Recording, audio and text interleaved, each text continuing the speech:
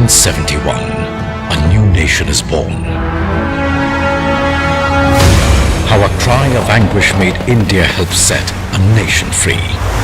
How a mighty set of heroes achieved India's great...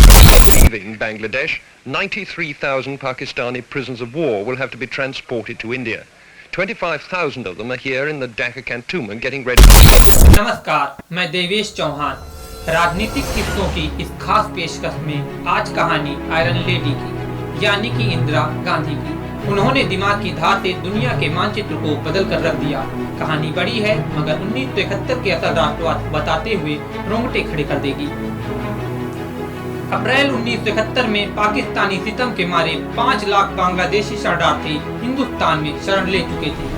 युद्ध साफ नजर आ रहा था, मगर यहाँ सिर्फ भारतीय सेना को पाकिस्तान से नहीं लड़ना था, बल्कि लड़ाई अमेरिका चीन जैसी 2 महाशक्तियों से भी होनी थी। दोनों खुलकर पाकिस्तान के साथ खड़े थे, मगर इंदिरा जी भी अडिग थी। इस बीच अप्रैल 1971 में चीनी प्रधानमंत्री ने पाकिस्तानी राष्ट्रपति याहया खान को चिट्ठी लिखी और साफ शब्दों में कहा, हिंदुस्तान अगर पाकिस्तान पर हमला करने का दुस्साहस करता है तो पाकिस्तान की संप्रभुता और स्वतंत्रता के लिए हर मुमकिन मदद चीन करेगा। संदेश साफ था कि भारत पाक युद्ध हुआ तो चीन पाक की तरफ से भारत पर हमला करेगा। उधर अमेरिकी राष्ट्रपति निक्सन तो हिंदुस्तान और हमारी प्रधानमंत्री इंदिरा जी से नफरत करते थे। वो कहते थे हिंदुस्तानी अच्छे लोग नहीं होते, जबकि पाक राष्ट्रपति याहया खान को खूब पसंद करते। तो आप सोच रहे होंगे कि इंदिरा जी डर गई होंगी। जी नहीं, इंदिरा जी को यूं ही आयरन लेडी नहीं कहते। वो चीन, अमेरिका, पाकिस्तान से एक साथ मिली। पाक से संघर्ष होने को था तो अमेरिका चीन से माइंड गेम चल रहा था।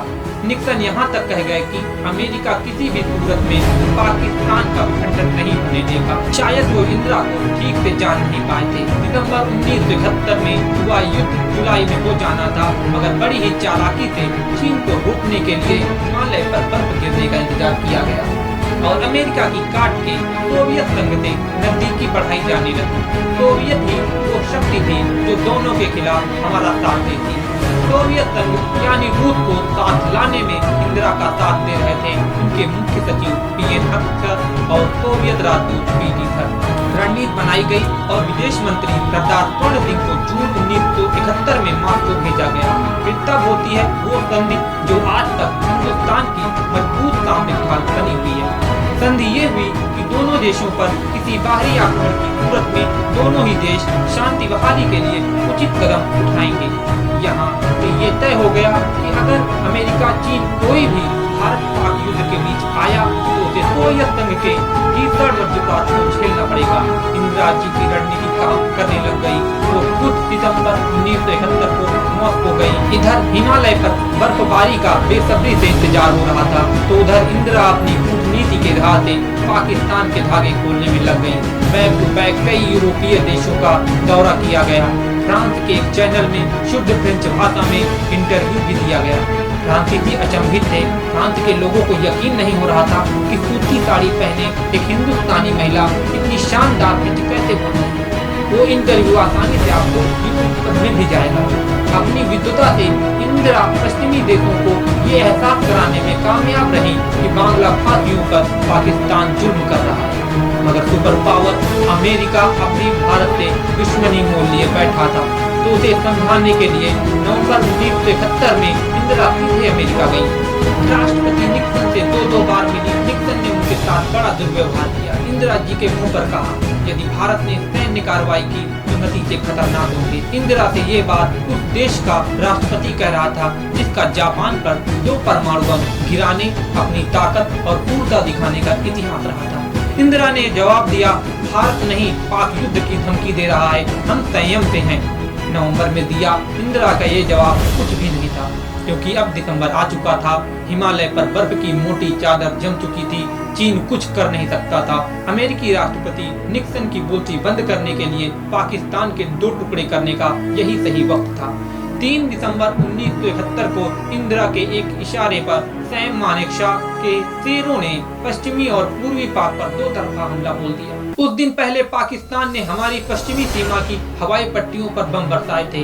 युद्ध उन्होंने शुरू किया, मगर खत्म तो हमें करना था। भारतीय सेना ढाका की ओर बढ़ी। कश्मीर और पंजाब में हमारे टैंकों की गूंज सुनाई देने लग गई। समंदर में हलचल तब बढ़ी जब भारतीय नौसेना कराची की तरफ कूच कर गई। मुक्त वाहिनी की मदद से एक हफ्ते में ही पाक सेना को कुचलते हुए हमारी सेना ढाका पहुंच गई। ढाका चारों तरफ घिर गया। पाकिस्तान सच में कांप रहा था। पूर्वी पाक के गवर्नर ने कांपते हाथों से इस्लामाबाद को टेलीग्राम किया। गवर्नर ने जो चिट्ठी लिखी उसे ध्यान से पढ़िएगा, सीना गौरव से भर जाएगा। गवर्नर ने लिखा, हमें समर्पण कर समस्या का राजनीतिक समाधान खोजना चाहिए। अगर ऐसा नहीं हुआ तो पूर्वी मोर्चे से फायरिंग होने के बाद भारतीय सेना का खतरा पश्चिमी पाकिस्तान पर भी बढ़ जाएगा। मतलब ये था कि बांग्लादेश तो हाथ से गया, लड़ाई नहीं रोकी तो पाकिस्तान से भी हाथ धोना पड़ेगा। बात अमेरिका पहुंची। आनन फानन में अमेरिकी एनएसए किसिंजर वाशिंगटन में चीनी राजदूत हुआन से मिले। राजदूत मिलाया था। किसिंजर के शब्द थे, बड़े दुख के साथ हमें स्वीकार करना पड़ेगा कि बाजी पाक के हाथ से निकल चुकी है। अब इंदिरा की कूटनीति और सेना के शौर्य के आगे दुनिया नतमस्तक थी। 13 दिसंबर को ढाका में चेतावनी दी गई। अब पाकिस्तान को अपनी हैसियत और अपने आकाओं की कुव्वत समझ आ चुकी थी। उसी रात याहया खान ने जनरल नियाजी को समर्पण का संदेश भेजा।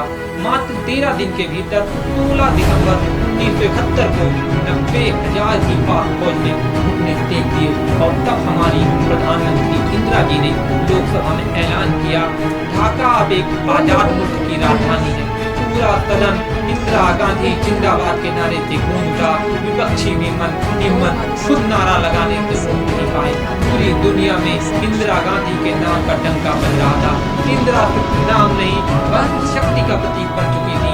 पाकिस्तानी अखबार में छपा, आज हम खून के आंसू रो रहे हैं। मजे की बात ये, पाक में जो मातम था वो था कि हार से सबसे ज्यादा दुखी भारत विरोधी अमेरिकी राष्ट्रपति निक्सन थे। तब निक्सन ने किसिंजर से जो कहा उसे पढ़कर इंदिरा जी के प्रति सम्मान और भी ज्यादा बढ़ जाता है। निक्सन कहते हैं, पाकिस्तान की हार से मेरा दिल बैठ गया है। उस बूढ़ी औरत को चेतावनी दी थी, फिर भी उसने ऐसा किया।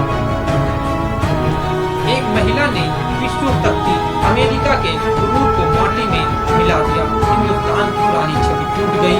दुनिया में हिंदुस्तान इज्जत का हकदार हो चुका था। आज के लिए इतना ही।